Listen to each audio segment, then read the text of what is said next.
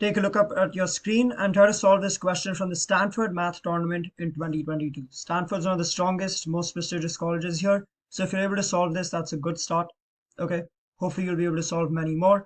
But let's get started. Okay, so we're asked to compute the sum of this long expression. Just for fun, maybe we can see how long this really is, how many terms there are. We're going from 2, 3, blah, blah, blah, until 31. So that's going to be a total of 30 different terms. So we're obviously not going to add them, right? It's a 60-minute exam, I think, maybe a little more. So we definitely can't do that. We need a proper strategy for this. And there might be a few different things that you notice, right? So one thing that I notice is that root 6 is root 2 times root 3. That's interesting, but maybe not. It's not enough to take us all the way there. And then 5 is root 2 squared plus root 3 squared. And what is 7 and 12? Well, 3 times 4 is 12. 3 plus 4 is 7. 31 times 32, a little bit of mental math. It's 992. I'm kidding. I couldn't do that either. 31 plus times 30 plus 32 is 63. So that pattern seems to hold, and we can assume it'll hold for everything else. Let's see why that's the case, though. Right? Let's look at the form of these things at the bottom. We've got something like the square root of a plus the square root of a plus 1. And on top, we've got a plus 1 plus the square root of a times a plus 1. Okay, the a's are making it a little confusing, so let's just go here instead. We have a plus b plus the square root of ab over the square root of a plus the square root of b. Well, okay, this denominator is starting to look a little annoying, so let's try to get rid of that. And to do that, we know b is bigger than a, right? It's a little arbitrary, it doesn't really matter, but we'll take the bigger number minus the smaller number under square roots. So this is called conjugating. If you haven't seen it before, hopefully you have, because it's very common with this sort of stuff. Okay, so we're going to do this. We're going to multiply by 1. So that's root b minus root a over root b minus root a. So same thing. This is just 1. Nothing else. So now we do this.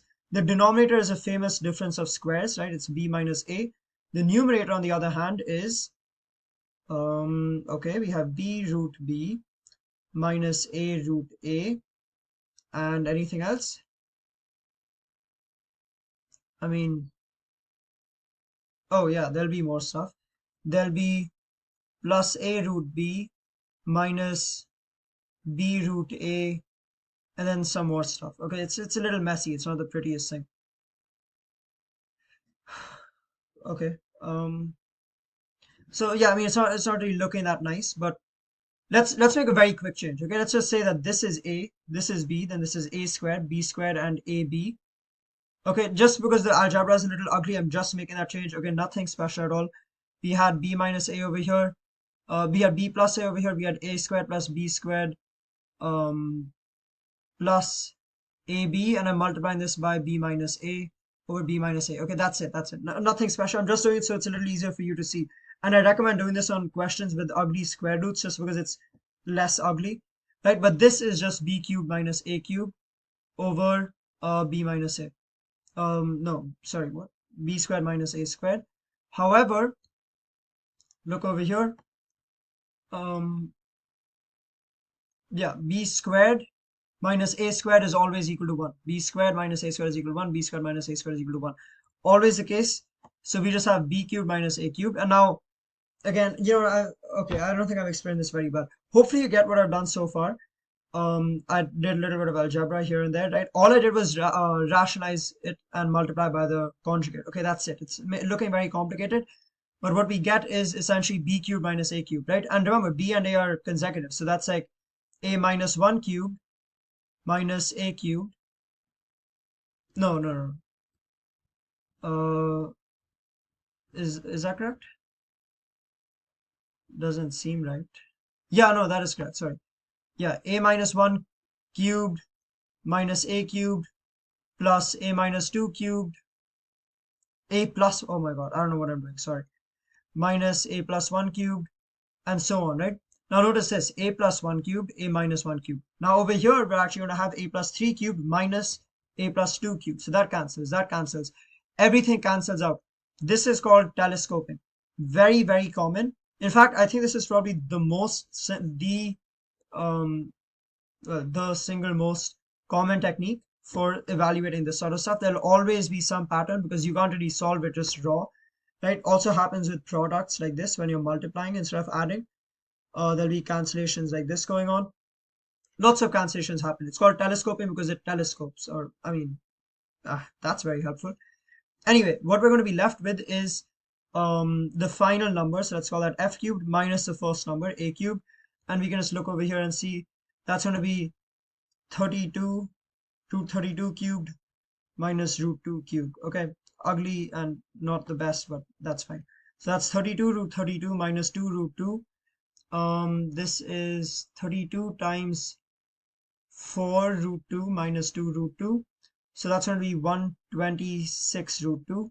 That's our final answer. Okay, okay, let me make it neater at least. 126 root 2 is our final answer up here. Okay, now let's quickly go through the question once more because I didn't really explain it too well. I'm going to use a little blue color here. So we started just by noticing this little pattern, and then we kind of simplified it a little bit just by changing a plus 1 into b. Then we decided that that's also pretty stupid. Let's just do it as a plus b and a minus b. And that gave us this b cubed minus a cubed pattern. And we realized that this telescopes, right? The telescoping allowed us to cancel out everything except for the first term and the last term. This might also be confusing. F is not first, it's meant to be final. And A is the first one for whatever reason. I don't know what I did. But yeah, and then this is just a simple calculation, right? Not calculus, calculation. But yeah, I mean, the question wasn't meant to be too difficult. I think I might have convoluted it a little bit more over here just by mistake. But yeah, that's it. It's not, hopefully it makes sense to you. Okay, if it doesn't, if I messed up the explanation that badly, just let me know in the comments. Okay, and I'll either make a new video for this or I'll just try to address whatever questions you have. Hopefully someone else can comment down below and help you out as well.